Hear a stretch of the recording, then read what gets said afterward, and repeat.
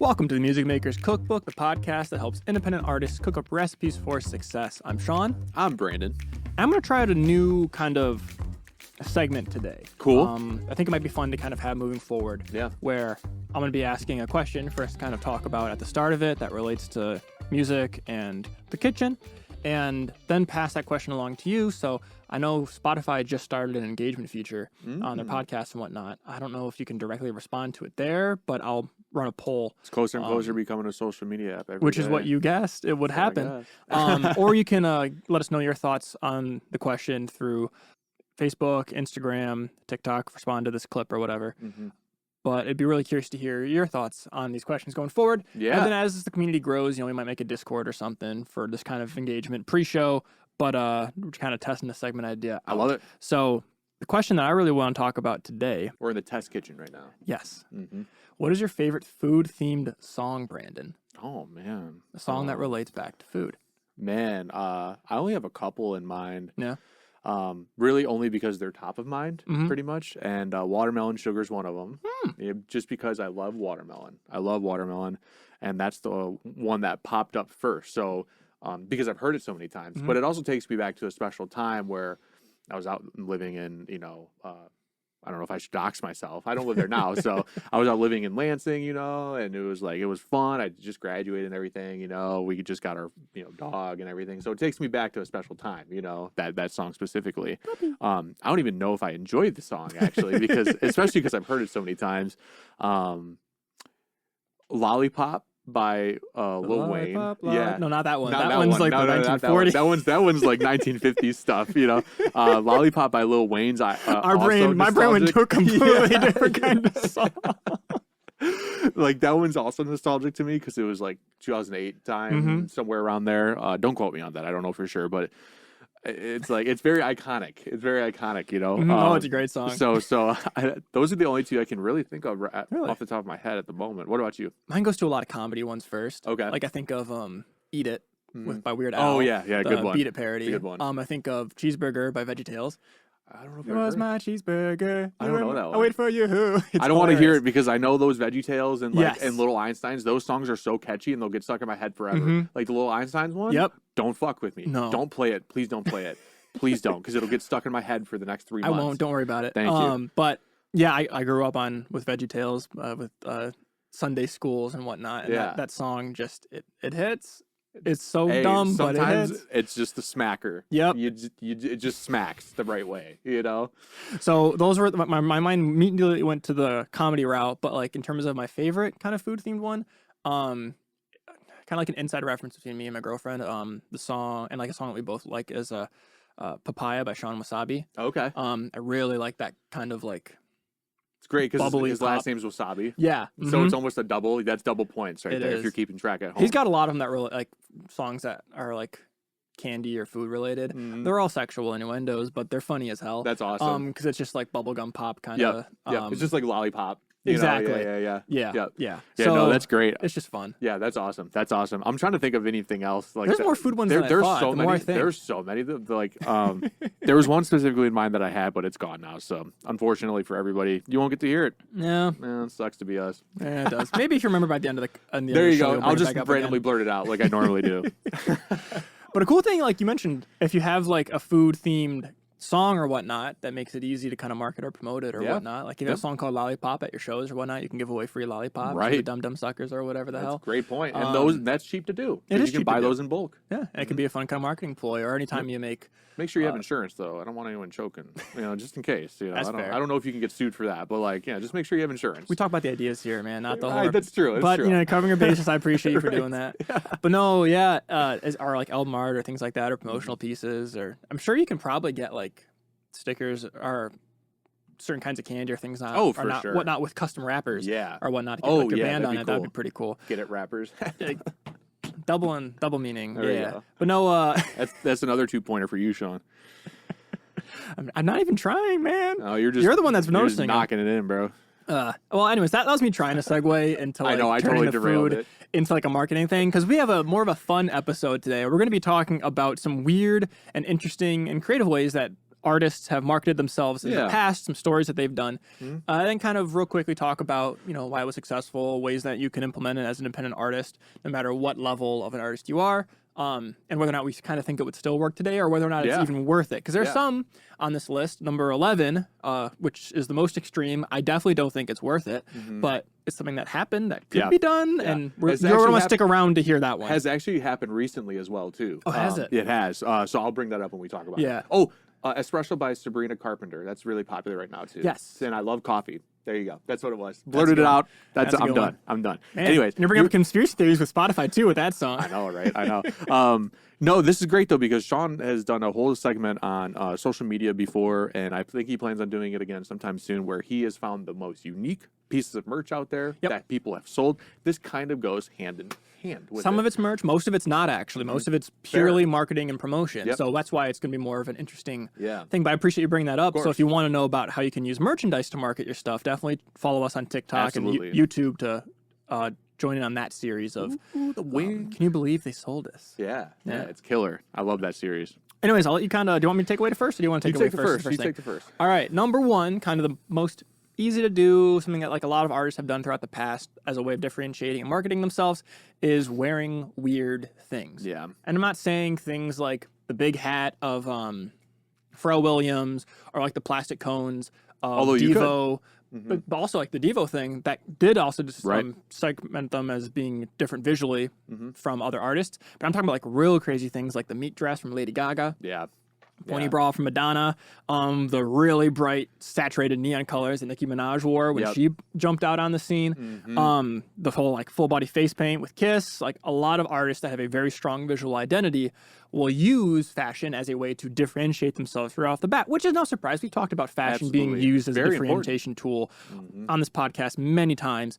You don't maybe necessarily have to go as crazy as this, but it does work and gets people talking. I mean, like when the meat dress happened. That was all everyone was talking about. It. Parodies, I think they parodied an SNL or something. I think it did. It's like crazy things artists wear. Yeah. I mean, this if you go further like that, these things start to become more challenging to find. Especially with people making it, and it becomes a lot more expensive, right? So you have to kind of balance out what you want to do, see how far you really want to go with it. If you have a friend that's a seamstress or wants to go into fashion or something, and you two just want to come up with like some kind of crazy shit that'll help you stand out and get people to talk, and especially to come up to you at shows or something, be like, "Where'd you get that?" Not only does that help you, but it also helps your friend out too. So it could be a win-win for both people at the end of the day, and which is great because we love that. That's what we shoot for every single day with our lives, right? But it's just another great way to get people to talk and stay top of mind. Exactly. It gets them talking about you. It gets them, makes you more in the public eye. And also when you're in a room, it distinguishes you as like, oh, what the hell is going on with that person? They must be an artist. Oh, they're wild, right? There's some avant-garde or whatever the hell. Yeah. So if it fits your theming as an artist and something you want to take further, play around with your clothes. Play around with what you are wearing on stage. Absolutely. And just kind of have some fun with it. Yep. And it could be, as I mentioned, it could be as simple as like what Devo did with the plastic hats and then the janitorial suits. Yep. And everyone wore it. And it was just a very visually unique thing. Yep. All right, so the next thing, number 2. Next thing, mixing courses. This one's pretty unique. I've been a part of Nail the Mix before. I've never been a part of Pure Mix, and I'm not here to sponsor or endorse one or the other. There's just some platforms that run exactly courses. And these platforms typically have some kind of multi-tracks or stems that you can work with and mix on your own, and sometimes be able to add to your portfolio. So let's just specify, this is for engineers, not for artists. This is for engineers and producers. So like, what does this do if you want to use this as promotion? Yeah. So basically, this kind of propels you into a space where there's many eyes looking at you because it's like very subscription based, right? And people can download it and then they can kind of work with it, hear your sound, hear what you're doing, and then remix it themselves. And like I said, they could add it to their portfolio or submit it for their contests that they have on these platforms, which is really cool. But it gets you in front of a lot of eyes at once. And you might not be the main artist of that month because sometimes they do have bigger names on there and you might be overshadowed by that, but you might always be a part of their library that you can pull from. Or if they have a slow month, maybe you could be the main person, right? This has a lot to do with how everything's recorded, how it sounds and everything. So you have to make sure that your production is good and you actually have like a decent following before you kind of submit here. But it's an option though. And I know there's many other courses out there that'll also do this too. Yeah. I just don't have them on the top of my head, but they do actually take, even if you're not as well known, but as long as it's recorded well, they'll put you on there. You know, so that way you can get into in front of a bunch of people at once and get familiar with your sound and your music. Yeah, and as you mentioned, this is specifically mixing courses for engineers to like get your files of your song and play around with it and learn from it. Yeah. And this may not sound like interesting promotion right off the bat, but where it actually is promotion is if a younger, inexperienced engineer who is using these tools to learn is getting your song and working on your song. One, if you did a good job and pre-planned your song and played tight and have a good song to begin with, you're automatically going to be like one of their best songs in their portfolio. So whenever they talk to other artists, they're going to showcase your song. Exactly. And they're also going to want to show it to their friends, their family, post it on their feeds. It's not going to be the mix that you put out, but they can't stream the mix that this person put out through the course. So they're going to look up your song if they like what they did and give it a listen. And the guy who's then mixing it might even say, hey, listen to my version and listen to the released track and let me know your thoughts. So they might even be sending their friends and family directly to your song, which is a way of promotion. So this is kind of like a sneaky, more creative way of promotion, not just billboard song. Absolutely, exactly. Yeah, actually, it's funny because I have a slight quick story is Brian Hood has this where he has like 5 tracks on there where you can download the multi-tracks to each song and mix them. And there was this one point in this one track that I was mixing, I was like, oh, it'd be really cool if we just did a cutout here, you know, before the chorus. And I did it, and I made the fill work into it and everything. And it was like a little bit of production too, but it was like Sean said, it's not going to be the exact song because in the exact song it didn't have that, but I brought something kind of unique to it. And maybe if somebody heard that, they would have been like, oh, that's cool. Like maybe we should have like done this or something, you know? So it's not going to be the exact same way like Sean was saying, but if the person likes the song enough, they're going to come out and search for your song, right? Exactly. Really quick note is that there's actually a free library. I think it's called Cambridge. Don't quote me on that. We might have something in the show notes about that, but you can upload stems and multi-tracks there for people to download for free. This is not as maybe advantageous just because you're kind of relying on people coming to the site, and if they don't know about it, then they won't find you. Yeah, you might have to promote it yourself to send people there to get the ball rolling. The point of this is to get in front of a lot of eyes quickly, where this one is going to sit and kind of maybe gain some dividends along the way. And honestly, the stems on there aren't fantastic. So if you're grouped in with that, maybe a branding identity issue where it could also help you stand out. So it could also be stand out too. Yeah, something to look into, I guess. Small little thing that if you wanted to check it out, you can. But yeah, I just want to put that out there. Perfect. I'm gonna let you start off with number 3 as well, though, because I know you're going to want to talk Swift. Yeah, you're going to talk about this. And everyone might be like, "Wow, Taylor Swift's so early in this." Yeah. So she sells merch, right? Obviously. Yeah. Yep. So a whole bunch of it. What does this merch do? It gets you points. It gets you points to move up in line for buying tickets. Because we all know that her tickets are very hard to come by. They're very expensive, and good luck even getting in line. Thank you, scalpers. Exactly. So to incentivize fans to move their spot up, if you buy merch from her, then you gain these points on, I think it's Ticketmaster. I think Ticketmaster is really the only fucking platform these days. Thank goodness they're getting in lawsuits. Yep, thank God. Government, do your job. Protect please, us thank from you. monopolistic practices. Because this is a monopoly. Let's do something about it. But you know, this marketing technique, although the scale of which Taylor Swift does it is massive, you can still try to implement it yourself because it is digital at the end of the day, right? Just know that at this point in time, it might not be to the point where Taylor is, right? But she's able to create some kind of scarcity, and honestly, it's created for her because there's so much demand. But if you're able to create some kind of scarcity and kind of bolster up ticket sales that way, I know it sounds kind of scummy a little bit, but it's not. I mean, you know, there's a point to it, right? Yeah. Well, also, like, at the essence of it, if you don't mind me jumping in real quick, at the essence, what she's doing is she's selling a product that allows you to get points to redeem it for something that is valuable to her client, or her fan base, not client base, her fan base. And that is seeing her perform live, being a part of this tour that she's been on and all that. So at the essence of it, it is selling something for points. So what can you sell at your merch booth and a way to, or online, and somehow award points that then makes it beneficial for your fans to then participate in? If you play a lot in the local scene, you can be like, hey, if you buy our merch, you get these many points and a punch card that gives you like 20% off at the next show from a merch booth, or that gets you, you know, if you punch 3 things off, you get a VIP before the show. You can come in before, we'll let you in, get you a drink at the bar and just chill before the show. Or you can even do something like, hey, if you get 10 punches or whatever, we'll have you sing on the background of our next album as like a choir vocal or something like that. And they're gonna be like, holy crap, I love this local band. I get to sing on their album. I'm gonna buy some things. I'm gonna do some things or whatever. So really it's just what can you utilize that, like using that system of a points-based reward system, how do you want to utilize it? This specific example, Taylor Swift uses it for tickets, but you can be creative with it. Exactly. Yep. Totally. Great way to summarize. I just wanted to break it down real quick. Thank you. No, that was great because I was on a derailed train. You want to talk about the next one since you were the one that brought it up? I think this one's really cool. This one's really unique and niche. This is one of my favorite marketing things that a band has done, because it really does interact well with social media and just the world we live in of sharing and getting other people involved and feeling like they have somewhat ownership in your music and have that parasocial connection and all that stuff. All the positive and negative things about social media plays really well into it. And it's number 4. When Beck released one of his singles, he released the sheet music before it came out on the album. Like before the song was released, people could read the sheet music and play it themselves. So all these musicians on TikTok and YouTube were composing and playing Beck's song. Yeah.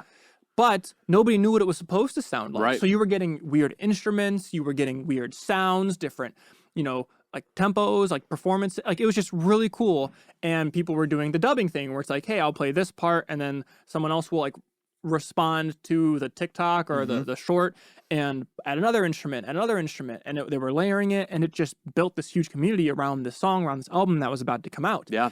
And then when the real song dropped, people were able to be like, oh, I had something similar to that. Or like, oh, that was what I thought the instrument was going to be. Or, oh, wow, this was played similar. Like it just got people talking about it.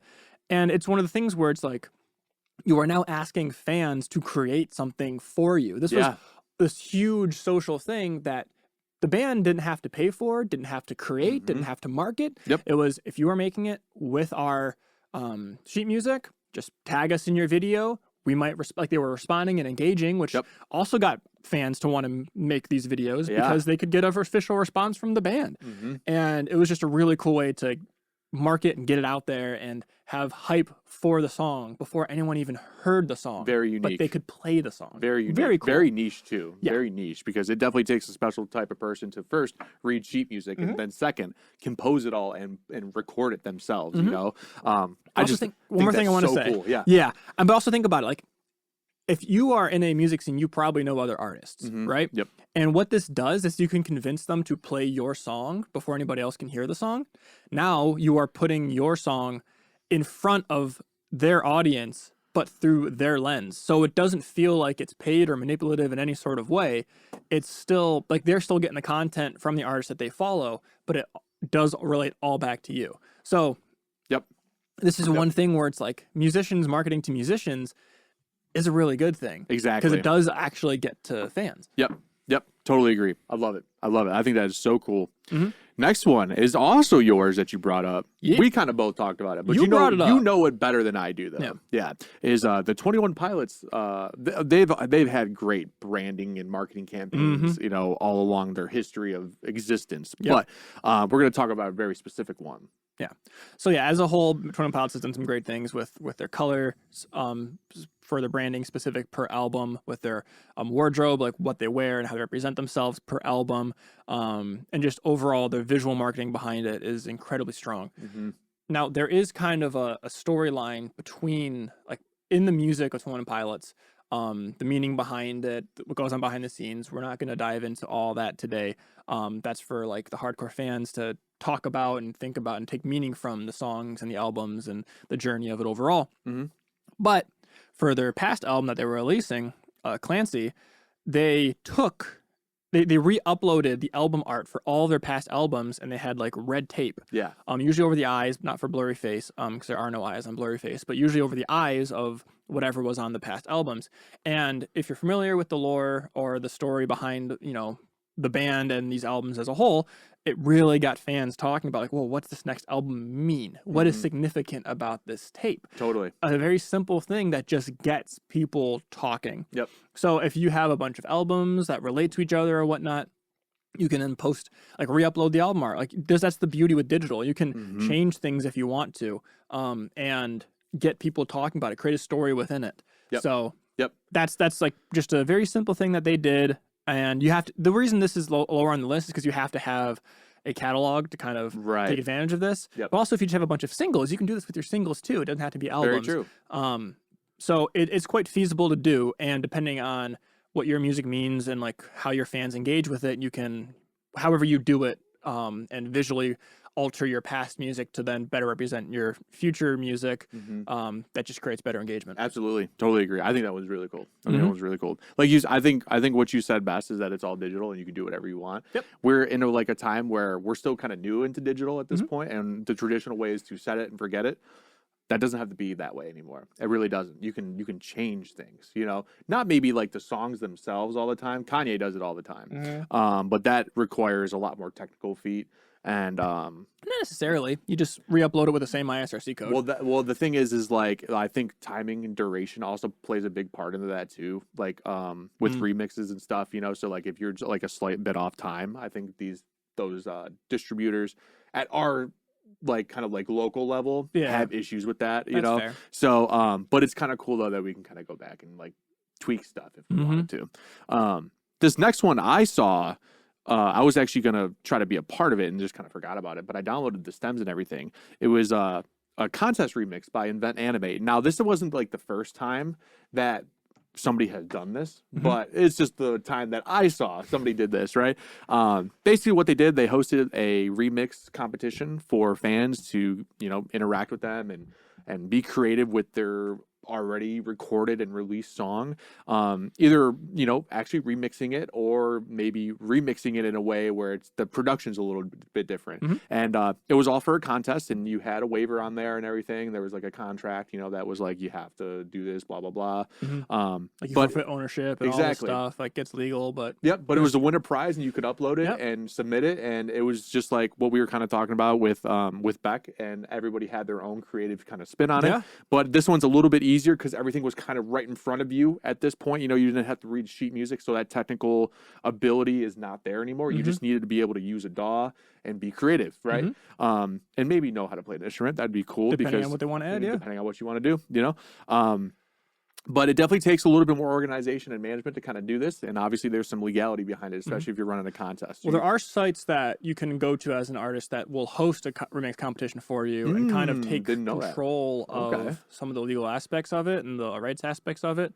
I've never followed through and filled this out myself, so I don't know what the process looks like, but I do know that there are host sites that you can approach to then create a contest, and it'll put it on their platform where they say, hey, here's 50 contests going on, listen to the song, pick the one you want to go to. Yeah, that's good to know. I didn't know about that. But yeah, I thought that was really cool. I got to be a part of it. Kind of. I didn't ever submit anything, but I got to hear what they recorded and, you know, what they had done with it, which is more than enough for me, you know, which was really cool. I still have the stems, so maybe I'll show them to you one day. No, I did a lot of remix competitions when I was just starting. I did too. I did too. I did one with I forget the name of the song, but it was a song by Carl Sagan and Stephen Hawking. Oh, that's killer. That's fucking killer, dude. That's awesome, man. So that was a really, really fun one. That's hilarious. Yeah. And it wasn't AI. No. Wow. No, it was like, because this was like, I don't know, 10 years ago or something, maybe longer. Yeah. But this is something that's a lot, like, used a lot with EDM. Or more most like definitely. Pop or dance type music. Most definitely. I mean, sometimes you see like, not like the large artists. They don't usually repost like different versions or remixes of their songs, but like definitely like B tier or like really well known artists, but not like huge superstars. They will like do these competitions and release like the dance mix or you know, like I know like a lot of people in Monster Cat, which is an EDM genre. They'll run contests like that and they'll release whole EPs of like the top 4 winners of people who remix the songs. And for the EDM artists that participate in it, they're excited because like, oh man, Monster Cat gets to hear my song. Maybe they'll bring me on the label or something if they do a really good job.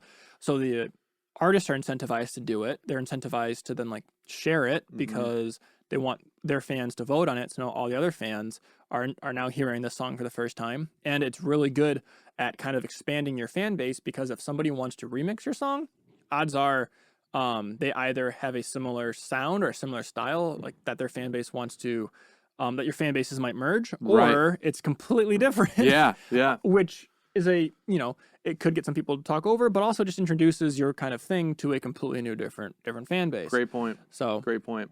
Yeah. No, I think it's definitely really cool, and like you said, it's definitely more common in the electronic dance music kind of like genre. But I think other genres are starting to kind of take note of that a little bit and kind of combine it. So definitely be unique. Yeah. Do something different if you haven't seen this yet. I did a Lewitt microphone hosted mixed competition like 3 years ago. Where it was like, if you win, you get a bunch of different microphone bundles and whatnot. But it was for like a smaller, like local indie band, to kind of like get a good mix out there. And also, like, if you don't have your song like set in stone, you could host a competition before you even release your song, and then potentially get a good mix. Like I don't know which way you want to go about it or whatnot, but that's just another positive that potentially could be there. Great point. Yeah, the next one is pretty straightforward, I would say. A lot of people do listening parties, but I brought up the Kanye listening parties that he had for Donda a few years ago, where he'd just go to these different hubs in different cities and gather a secretly hosted listening party for fans to preview. This gets together a lot of different fans into one place, and you can kind of interact with them there. I'm not sure how much interaction he did there, or if he was even present in the room when it happened, because Kanye is very unique. But this can be really cool to kind of like cultivate better relationships with your fans. They can hear it first, and not only that, but if somebody happens to take a video and upload it, it's just another talking point on the internet for you. So you have to be willing, and you have to be okay with it leaking. I know Kanye sometimes didn't allow phones in there, but sometimes he did, or people either snuck it in and it ended up leaking on the internet, but it got people talking. Kanye knows how to get people talking. You know, that's where a lot of the genius comes in, you know, from Kanye, is he knows how to market, and he is good at it. Yes. Now, whether or not you agree with him is a different story, right? And I'm not here to say I do or do not, but that's not, we're talking about the whole thing of the marketing strategy. Exactly. I mean, listening parties are incredibly popular in most local scenes with artists, but you can introduce it to fans. Exactly. And in a way, live shows are kind of like that. If you are a band that performs live, you are getting artist feedback of songs that aren't released before they eventually release them. Yep. But marketing it as a pre-release album live show where you play through the whole album and get fan interaction, that helps make it an event and a marketing thing versus just another live show. Yeah, totally. And then honestly, this will also help alleviate any stresses off of you guys too, because then you can see how people interact with it first and foremost. It might even boost your ego a little bit, because these are going to be like the hardcore fans, I think, that show up to this, and they're going to love it probably no matter what, unless you completely switch genres or have hate speech in there, right? So yeah, one of those two things might derail that listening party, but this might actually boost your confidence and, you know, give you like a better outlook on your release if you're not so sure about something, right? So see what they respond to, see what they don't. It's like a nice, you know, peer review before it goes out. It also helps you plan your eventual album or EP release party, because now you know, okay, this song was responded to the most, so I'm gonna start with it and just get the ground running. Exactly. Yeah. So that was number 7, listening parties. Number 8. I want you to take this one away too. I'll take this one too. So In Heart's Wake was another band I used to listen to back in the day, and I still follow them on Facebook, and I saw something about a month ago, and they're like, we have a STEM scavenger hunt going on. It's on all of our social media platforms, our website, they're hidden all over, and you need to find the tracks to download them. And then once you download all these stems, you bring them into the session and you listen to it, and you get to listen to the song finally, you know, or whatever single it is. And this is really unique too. Real quick though, you mean multi-tracks, right? This one was stems. These were stems. Same thing though. And that was the podcast. Sean will never appear on future episodes because Brendan murdered him. That was a very visceral reaction from me. That's why I did it. I know you did. Anyways, so you're saying that they can put together the stems and listen to the song before it released. Because not only does it get people interacting, but it actually gets people interacting with parts of your site that they might not otherwise go to, and be able to discover new things, right? Same with social media platforms. Like, oh, well, I'm here, I might as well follow them, right? Since I'm here, I'm never on here. Yeah. But if I need to follow them to get the stem, I'm going to do that, right? Does it also give fans the excuse to talk to other fans to figure out how they found certain stems, and then build a stronger sense of community because they're conversing within the group that you are forming? Nope, you got to do this all by yourself. Just kidding. I think you're wrong there, but So it just also strengthens the existing fan base, because now there's more of a sense of community because they're helping each other find these stems to hear the song. Exactly. So that's a really cool thing to do. Really, really different way to, when I saw it, I was like, that's really unique. And like I said, this is kind of niche, kind of like how the sheet music one was and how their contest remixes are. But if you had that kind of listener group, and you know that there's there's a strong, engineer, producer, fan base, associated with it. I mean, even if there's not, just the few people that participate might make it worth it for you. Oh, for sure. Because it doesn't take all that much to do. It really doesn't. Also, like the internet loves these kinds of things. Yes. It's kind of like, I think it's like ARAs or whatever they're called. Yeah. Where it's like you are combining different like tasks or codes or secrets or whatever to form something. Yep. So it'll also pull in people who maybe aren't familiar with your music or aren't super fans because they just want to solve the puzzles and be part of that community. Exactly. Yeah. I want to take number 9 as well, because this is one that I'm also not very familiar with. Yeah, but I know you are. Back in the day, around 2010, Avenged Sevenfold came out with their album Nightmare, and before they released the album art to it on their website, they blacked it all out, and they only had a puzzle on there that had to be solved in some way, shape, or form. Don't remember if it was time-based or it was like some sort of like you have to do this to unlock it. I don't remember that part specifically, but you could probably go either way with it, right? Because it keeps people checking back in onto your site if you're doing it time-based and not. But if you're doing it the other way where you're unlocking something like we just said, it makes people kind of go on a scavenger hunt and find new things about you and share and build community and trust with other fans and stuff, and just cultivates that fan base. And they definitely have a dedicated fan base for sure. So this was really cool. And eventually all the puzzle pieces came together and the artwork was released and the album was announced and like the single came out or whatever, pretty shortly after that, I think, if I'm remembering this correctly. But another kind of cool way to kind of build up anticipation, suspense, and interaction with your fan base. Yeah. And it keeps it top of mind and makes people feel like they're connected to it and engaging with it before it comes. So when it does release, there's just that push, which is what good promotion does. Yep, absolutely. All right, moving on quickly now. Number 10. So we're going to specifically talk about an instance that involved Justin Bieber, but as a whole, we're really talking about like fake beef, I guess, or Twitter conversations or like drama or things like that. You can cultivate stories behind your release that builds interest to it. One that we became aware of that's, I think, kind of interesting is specifically there was a Justin Bieber show where afterwards he took to Twitter and said, hey, I got some stuff stolen, some personal videos, some things like that. He alleged a theft. Yep. And then later an anonymous Twitter user responded saying, I've got your stuff. I'm going to release your stuff, whatever. Yep. And fans were watching this go down publicly and being like, no, Justin, yeah, his personal stuff's going to get released. And he's like going back and forth like, my fans are strong. They won't release it. I'm not scared of you. Like all this kind of stuff happened. And it turned out that the leak, the released video, was the music video for Beauty and the Beat featuring Nicki Minaj. Very cool. So it just got a whole bunch of people's eyes on this thing going on, this drama that was involved.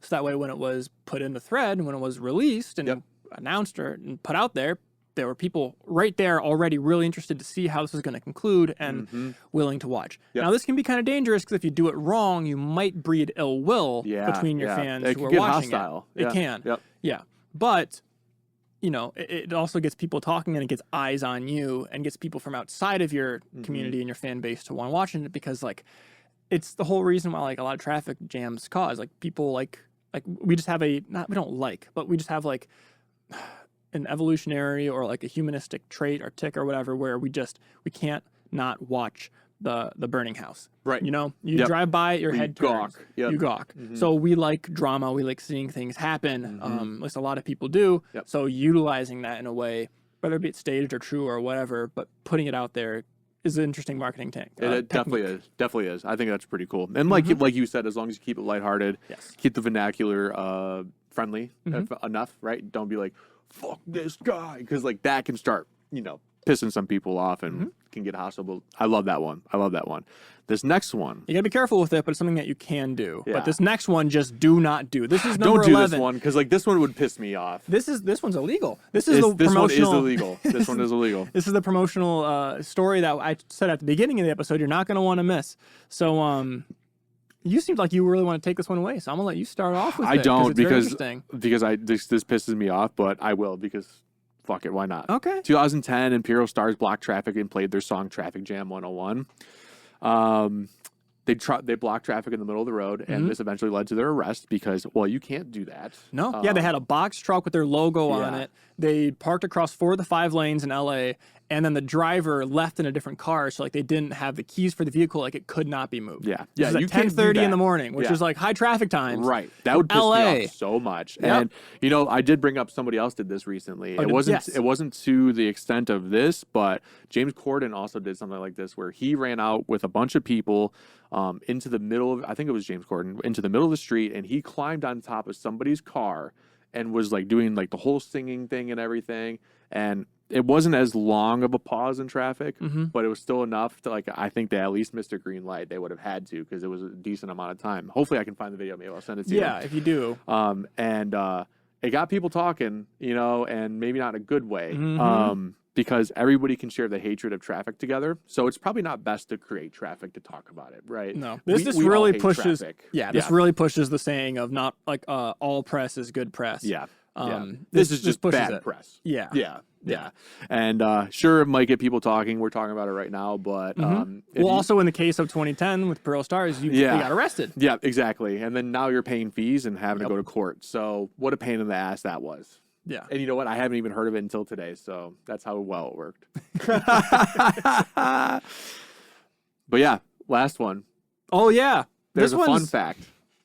This one's not really necessarily a marketing campaign, but it is a way of taking advantage of both sides of the aisle. This is a historical fact that I wanted to bring up, and it's that the manager for Elvis, you know, the Elvis craze was very interesting. Yes, it was. Because a lot of people loved Elvis and a lot of people hated Elvis. For like, this is the way he danced and the provocative nature of it. Yep, and exactly. all the young girls who loved it, you know, all that. One of the first superstars out there, if not the first. So a lot of people hated Elvis. So what the manager did was he sold a lot of Elvis buttons. Some said, I love Elvis. But he also sold, I hate Elvis buttons. Yep. So he was making money from both sides. He had both hands out. Of the aisle. Yep. He's like, someone's going to make money off of like this discourse against this artist. Might as well be me. Exactly. I think that's genius, actually. If you have that that staunch of a line between your fans and your haters, see if you can do something like that, and see if you can kind of profit off of that maybe a little bit, because that might mean some better upgrades or overtime for you, maybe more events that you can put on, or you know, unique opportunities you can do. So Yep. Whatever Especially if it's a very do. divisive sound or divisive Exactly. genre, or what you like the story you're telling, or just whatever it may be. If there's another side to it, look into marketing it. Yeah, maybe. it's not bad. Yeah. It's not a bad idea. We that's also just a don't fun think story. that way. I think that's cool though. I think that's really unique. All right, thank you for listening. But yeah, no, this was a really fun episode. It was kind of a quick one, but lighthearted. You know, it's good. Yeah. Let us know some of the stories promotional things that you've seen or you've heard of bands doing, or maybe some things that you've done yourself. We'd love to hear it, and maybe do a future episode like this in the future. If you'd like, let us know. Yeah, absolutely. Because it's really fun to kind of look in and see what things past bands have done. Yeah. And just talk about the ideas of how it could apply to, you know, any other artist or any other genre or whatnot. Totally. So if there's any of these that you want to give a shot and try doing, let us know which one you're going to do. Let us know things that you've done or things you know other bands do. Like I said, you can contact us at podcast@musicmakerscookbook.com. Send us an email, or you can message us, give us a DM in Instagram or TikTok, or you can respond to this this podcast episode on YouTube or on Spotify, whatever that may be. Just reach out to us, let us know what you think, and But also, you can contact us individually if you like, not just as the Music Makers Cookbook. You can contact Brandon at Studio222recording.com. Why would they want to contact you, Brandon? Well, because I do mixing and mastering and tracking services for musicians like yourself, I'm assuming, you know. And if you're not, then and you want to take the plunge into it, that's cool too. Let me know. Contact me. You can hit me up on my website, fill out an inquiry form there. I'll try to get back to you as soon as possible. If you don't like that and you want to find me on social media, you can find me at all social media platforms minus Twitter at Studio222recording or at _Brandon McLeod. Reach out to me there. I might not see it, but if you reach out to me there enough, I'll probably eventually respond. So just letting you know right now, I don't check them all the time, but if you do, I'm going to try to respond. But his website form, he will. Yes, exactly. Yes, that's so the go there difference. first. That's different. That's the difference. That's priority. It's priority. Sean, what about you, brother? Yeah, if you want to contact me, you can once again fill out my form on my website, swsrecordings.com, where I do remote mixing and mastering for folk, rock, and acoustic style music. I also do one-on-one independent artist development coaching. So basically what this podcast is, but specifically for you, for your art, and for what you're trying to achieve to help you make a living in this music industry. It's ever evolving, ever changing. So if you want some help with kind of growing your career, you know, always contact me through that. On top of that, I have social media platforms, you know, Instagram, TikTok, YouTube, all that kind of stuff. I don't really post there a lot. I don't really look there a lot for DMs. I'm going to be trying to do a better job moving forward. But I do have those if you also just kind of want to look and kind of see more behind the scenes stuff or what my studio even does. But swsrecordings.com is the way to start off. Hell yeah. Sean's awesome to work with, by the way. So is Brandon. Wow. Yep. Thanks. But with that all being said, thank you for dining in with us today and joining us in joining us in our kitchen.